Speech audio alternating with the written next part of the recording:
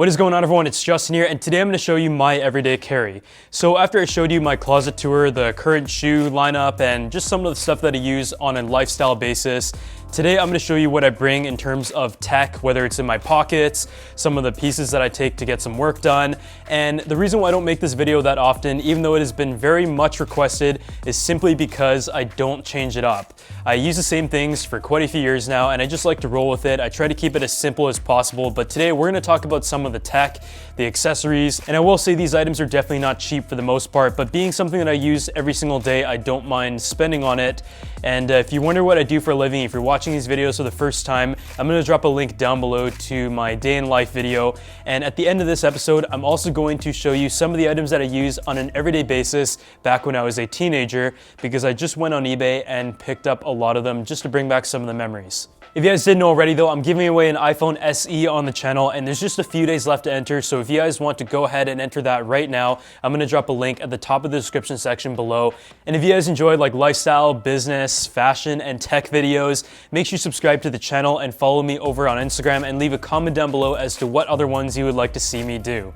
So the first item that I have in my everyday carry is most obviously my phone. Essentially everything runs around this. I use it for about 9 to 10 hours of screen on per day, and my choice is the iPhone 11 Pro.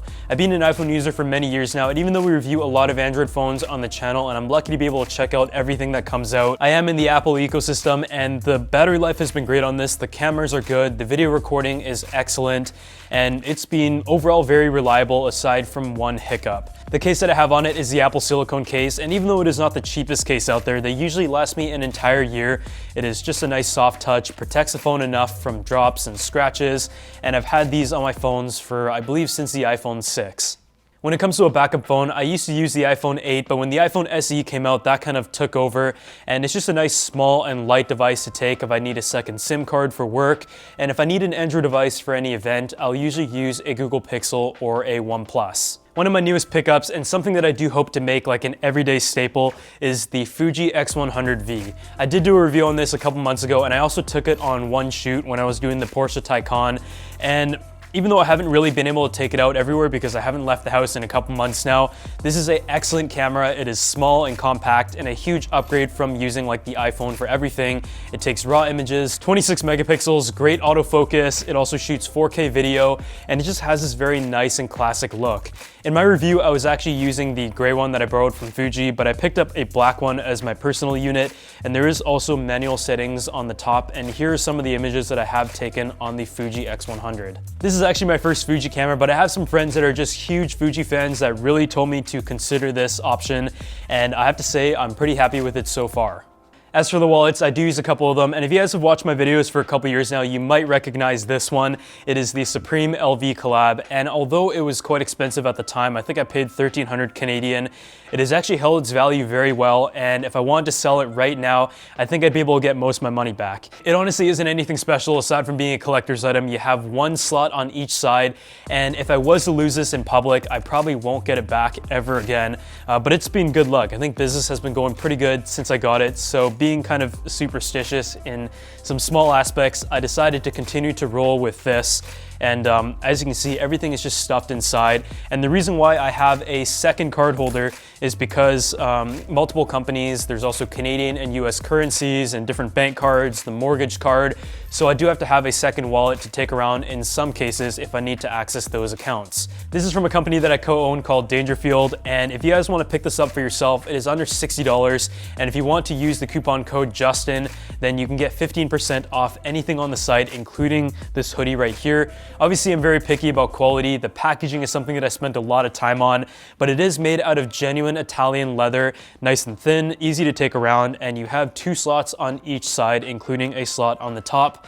So this is what I use as a wallet as well. When it comes to my keychain, there really isn't anything that exciting here. It is just my car key, the key fob, and also a tile. So I've been a tile user for many years now, and the ones before didn't really work that well, but this one right here has been pretty reliable. I lose my keys all the time, and if you want to page your phone, you can also just press this button right here. But one thing that Apple has been doing lately, from what I heard, is limiting some of tile's accessibility. So I'm guessing AirTags are coming very soon, and as soon as that comes out, I'm gonna switch to it right right away. Another little accessory, and the only other accessory aside from my keys, is a measuring tape. So if I want to measure packages to ship out, I always lose my measuring tapes, so just to have one here is handy, doing furniture as well. So that is what I have on my keychain. I used to also have a pocket knife from Supreme, but I took it to the airport by accident and TSA confiscated it. On the audio side of things, I know it's a bit ridiculous to have both pairs of AirPods, but I did do a review on this one and I still use them quite a bit. But I actually do prefer using the AirPods 2 or the original AirPods on an everyday basis. They just fit very nicely in my ear, and I find it easier to just take in and out if I'm like walking along the street or have to say something. So this is what I use the most. When I'm cleaning the house, I also just pop these in. I'm just a huge fan of this product, but in a scenario where I might be traveling on a plane and need some active noise cancellation, or even on a workout, then the AirPods Pro gets the job done.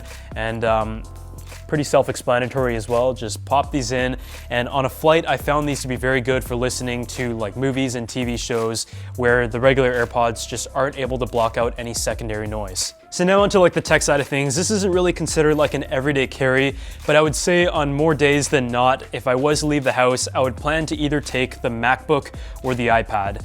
And the reason why I love the iPad is because it's so portable, and when I travel, it is definitely an essential item. And ever since the announcement of the Magic Keyboard, I can type just like I would on an Apple computer or on my desktop, and I love it. I was very skeptical at the price point. One accessory that I recently got from my iPad though is a paper-like screen protector. And as someone who is trying to learn how to draw using Procreate and using the Apple Pencil for the first time in a while, this is a great accessory to have because it mimics the feel of paper on your tablet, which just makes sense. Whether you're drawing or writing, it just gives you more of a sense of control. It is also an anti-glare screen protector, so it hides fingerprints and glare quite nicely. And they also include two, and there's an installation video on their site on how to install it perfectly on your iPad Pro. It is available for many iPads though, and if you guys want to check it out, I'm going to drop a link down below, and a huge thanks to them for sponsoring this video.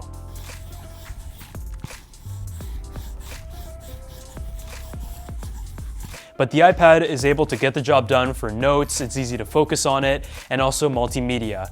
The reason why I don't have it as like a primary laptop or portable device is because apps like Shopify or WordPress and like the file system is just much easier to use on a computer, and that is the reason why I have the MacBook Air as my only other computer aside from the desktop. Previously, I did use the iPad for a few months as my only portable device, but the MacBook Air has actually done a very good job, and with the 2020 model having i5 and i7 options in quad core, it is very capable along with 16 gigs of RAM. So whenever I need to do like admin work outside of my desktop, then I'll use the MacBook Air, and I think both of these are just a good combination. But if I wasn't working on the internet, I would say you don't need both of these, and it is definitely a bit overkill.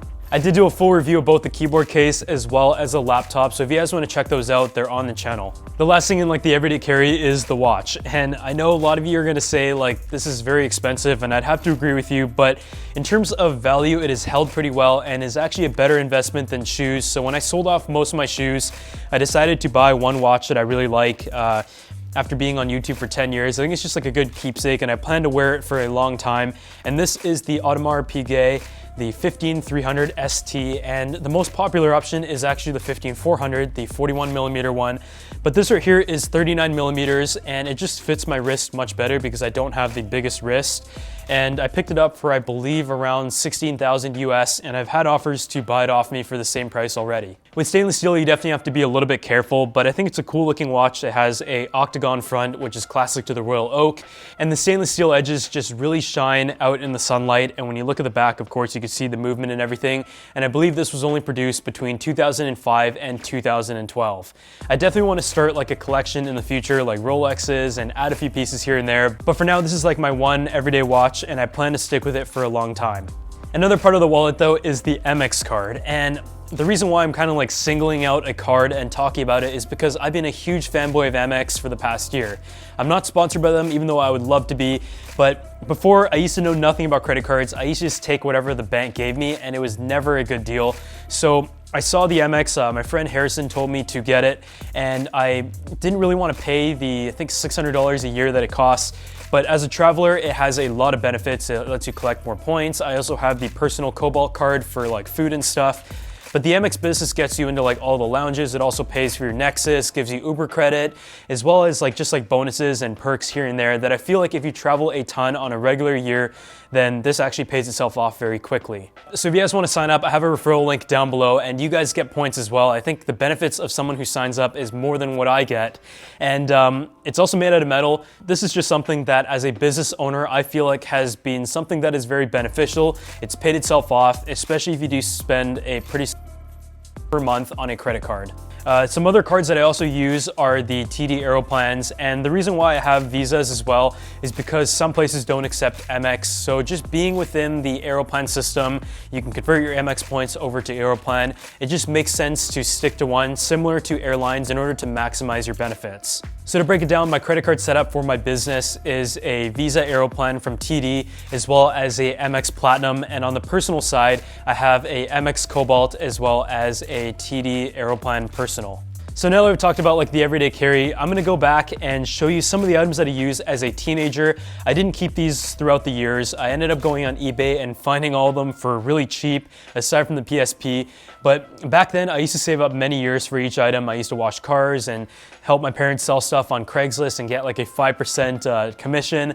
And these were also some of the pieces that I used to start my YouTube career.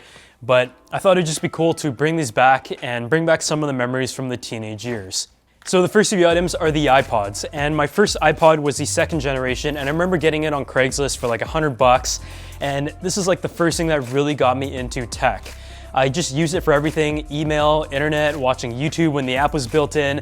And after using the iPod Touch, I knew I wanted to start getting more into tech, learning about it and just how much it meant. And with like the App Store and everything, it just felt like I had the entire world in my hands. And after the iPod, I just got into tech and fell in love with it.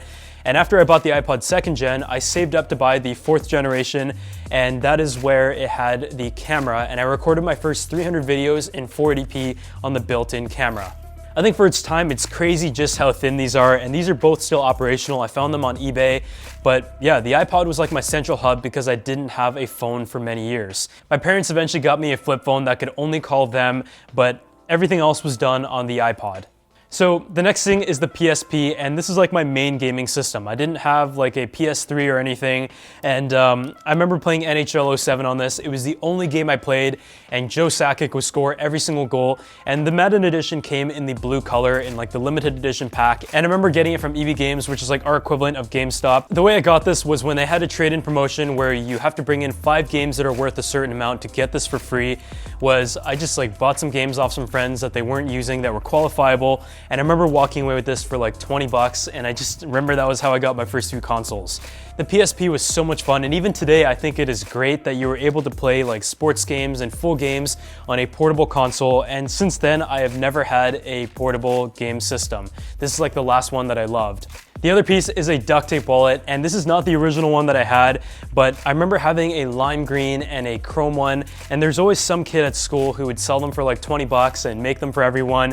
So I don't know if that's still a trend today. Let me know down in the comment section below, but for many years, my wallet was made out of duct tape, and it actually held up better than you would expect. The last item is a pair of earbuds, and I picked these up off eBay a couple weeks ago for $20, and that is the Klipsch S4i. And it's funny how tech back then still is worth a decent amount of money, and I couldn't find these anywhere, but I used to have a black and white pair, and the reason why I love them so much is because they had these oval ear tips, which I'm not gonna put on because they look kind of dirty, but they were just very comfortable, and the sound quality was great, especially for under $100. So I used to recommend these to everyone, and I think Klipsch still makes some really good stuff. Otherwise, thank you guys so much for watching this video of my everyday carry, as well as like a bit of a throwback, and I'll see you all in the next one.